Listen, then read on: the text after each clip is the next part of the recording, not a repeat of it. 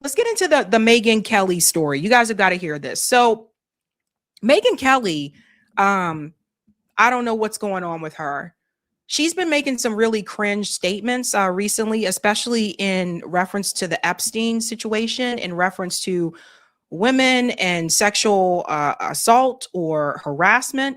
And she had an interview recently, and I want you to hear what she said here. Again, this is about the Epstein files. And I'm going to take you back to where Megyn used to be, because something is happening here with Megyn Kelly. So she was having an interview here with New York Times Lulu Garcia Navarro, and she's talking about why she doesn't care about Trump's sexual past. Let's go ahead and get into this here. My own personal opinion is most of the allegations against him are much more complicated than the mainstream media would have you believe. And I don't think Donald Trump is a rapist or a sexual assaulter. I do think he's taken inappropriate liberties with women and gotten handsy with them in a way he's owned himself. Okay. Let's go back. Sorry. She already losing me. My own personal opinion is most of the allegations against him are much more complicated than the mainstream media would have you believe. There's that word again. Ding, ding, ding. It's complicated, right? Like many of us have been told that for years about Israel and Gaza, or Israel and Palestinians. It's complicated. It's complex, right? I don't think it's complicated at all. But Megyn Kelly, fret not, Megyn Kelly, she has spoken out in some ways in regards to Israel. Like at America Fest, she said it was too much. People felt like it was too much what they saw was happening in Gaza. But she's still pro-Trump, and she's going to defend Donald Trump. That is something I've noticed about her. Alex Jones too. But listen to what she says. And I don't think Donald Trump is a rapist or a sexual assaulter. I do think he's taken inappropriate liberties with women and gotten handsy with them in a way he's owned himself. Okay. Years ago when he was a celebrity, and it is what it is. That's the past. But it's just about so much more than that. Now, why does it matter that this is coming from Megyn Kelly of all people? Let's all remember what happened to Megyn Kelly when she was at Fox News. So she said he's gotten handsy with some people. Files show it's more than handsy. Grabs, inappropriate, grabbing, squeezing, all this types of stuff. When he was a celebrity, that's in the past. That's important because when Megyn Kelly came forward about her experience at Fox News, a lot of those things that she talked about that happened to her were also in the past. They were done by men in the past. So this is the whole get in line with Donald Trump or get out of here mentality. Watch what she does next, though. We are talking about how many people dying at the southern border because of the invasion that we've suffered under Joe Biden. We're talking about Laken Riley, whose killer was let in under Biden. We put him on a taxpayer flight down to Georgia where he murdered her. I don't give a shit about Trump getting handsy with somebody 20 years ago. I want someone who will close the border, which he has. I want someone who will keep boys out of my daughter's sports, which he has. I want someone who will stand up to the insane DEI policies so that white kids will stop hearing in school that they're born with some original sin from which they cannot recover, which he has. So does everybody notice what Megyn Kelly just did there? She told you, number one, she doesn't give a shit if he got handsy with women. That part. But notice how she quickly changed that conversation back to the culture war. Just like that. She changed it right back to the culture war. All of a sudden, it went from that to transgender bathrooms, DEI. You see how that went? Because the problem with the Epstein situation is that it is bipartisan. So you can't just point your finger and say it's only the Democrats. You can't just point your finger and say it's only the Republicans. Epstein knew a lot of people. And there were a lot of people that went on that island. And we're starting to see that some of the people's stories aren't adding up according to what's reported in the files. So what does she do to get the base back in line? I don't care about Donald Trump getting handsy with women in the past. Let's focus on the culture war. Every time, like clockwork, I've been telling you guys this. Once you start to veer off and you say, I'm frustrated, I got issue with Trump on this, I got issue with that, and you start to veer off, all of a sudden they'll use things like the culture war to bring you right back in line. And that's what Megyn Kelly's doing. And it gets worse. Like, again, I said, I don't know what the hell has happened to Megyn Kelly. But then there was the other one, the comment here about the 15-year-old. So she been on this cycle, this trend of just being like, kind of bluffing off the Epstein files, kind of bluffing off sexual assault, when she herself was a victim of sexual harassment via her employer. Listen to what she said to Bacha here. As for Epstein, I've said this before, but just as a reminder, I do know somebody very, very close to this case who is in a position to know virtually everything. Not everything, but virtually everything. And this person has told me from the start, years and years ago, that Jeffrey Epstein, in this person's view, was not a pedophile. This is this person's view, who was there for a lot of this, but that he was into the barely legal type. Like he liked 15-year-old girls. And I realize this is disgusting. I'm definitely not trying to make an excuse for this. I'm just giving you facts. That he wasn't into like 8-year-olds, but he liked the very young teen types that could pass for even younger than they were, but would look legal to a passerby.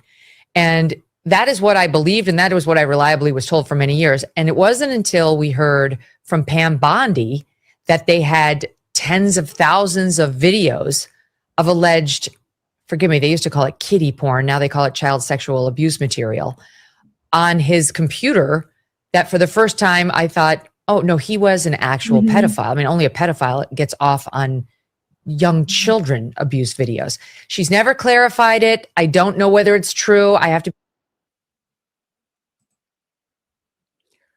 So for people who are in doubt or a little bit confused, a 15-year-old is a child. A 15-year-old is not legal. A 15-year-old does not have a fully grown, developed brain. They don't. And when she made this comment, a number of people were like, what the hell is wrong with Megyn Kelly?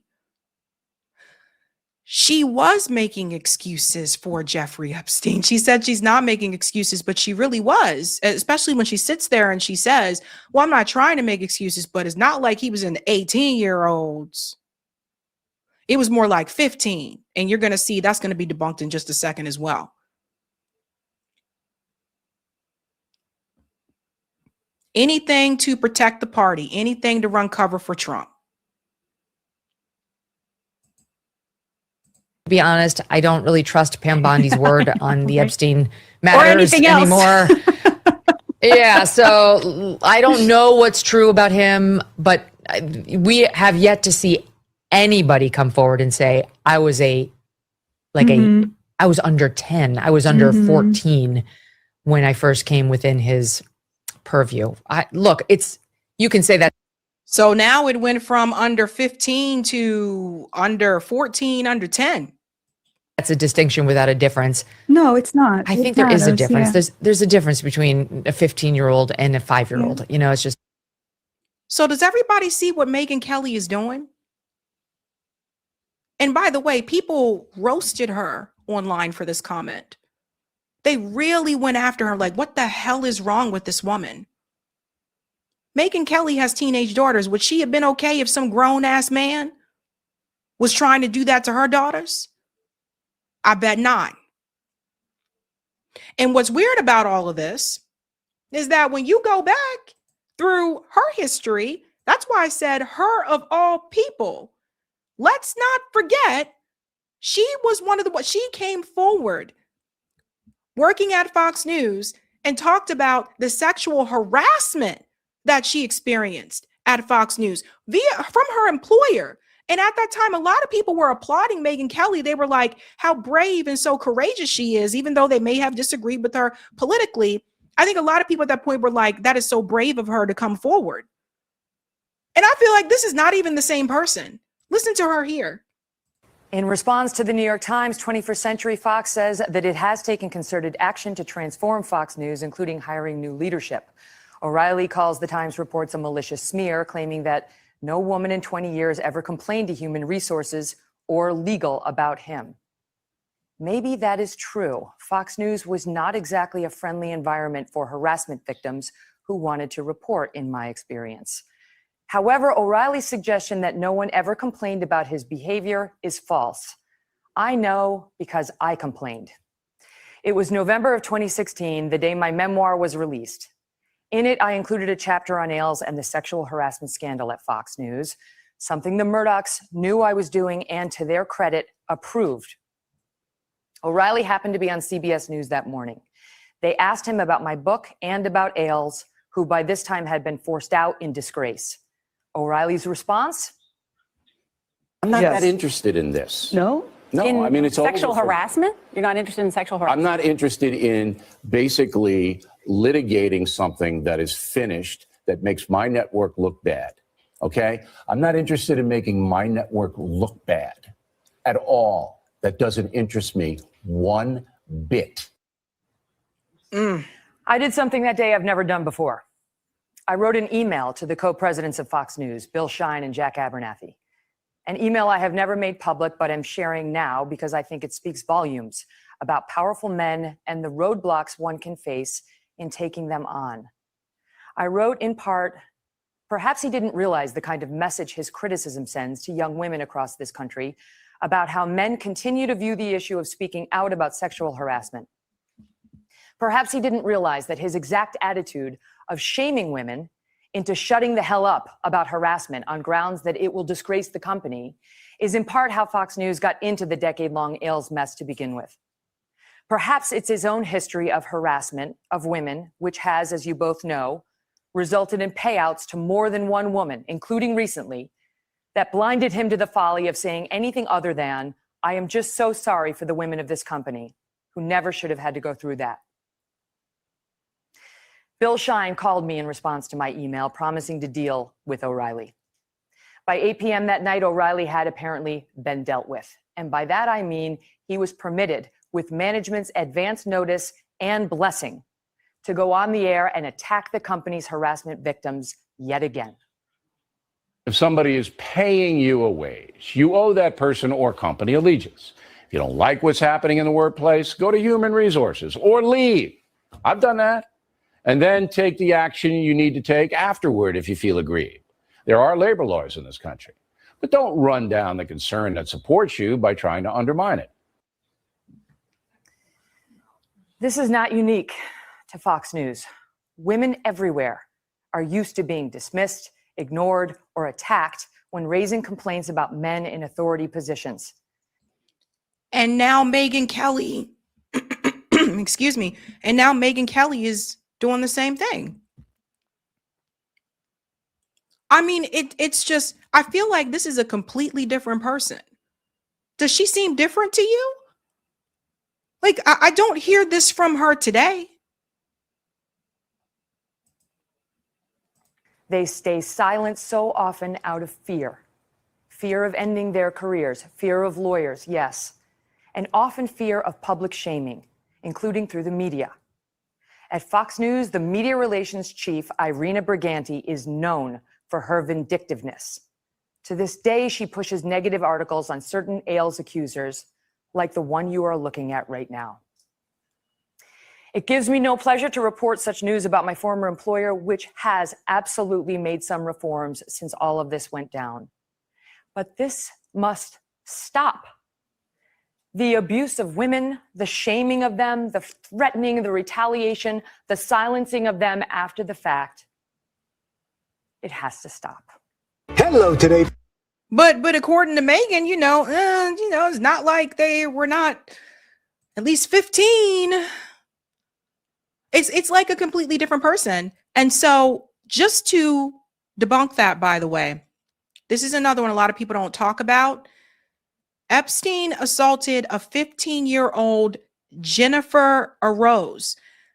I don't mean statutory. I mean, great. We on YouTube. We got to be careful. His youngest victims were 12. You hear this, Megyn Kelly? The youngest victim was 12.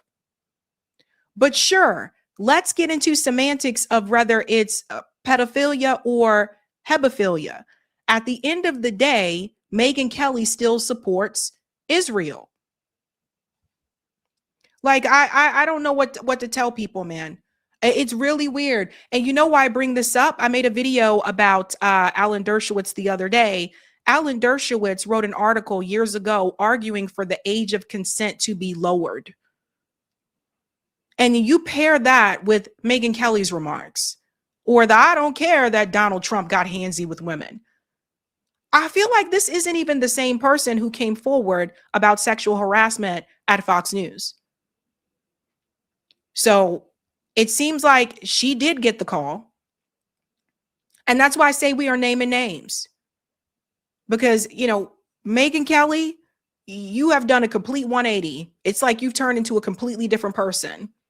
And now all of a sudden, someone who came forward with their story just kind of want to push aside the story of all these other women because it could implicate people that are part of her party. It implicates people part of the Democratic Party too. But it seems like she got the call.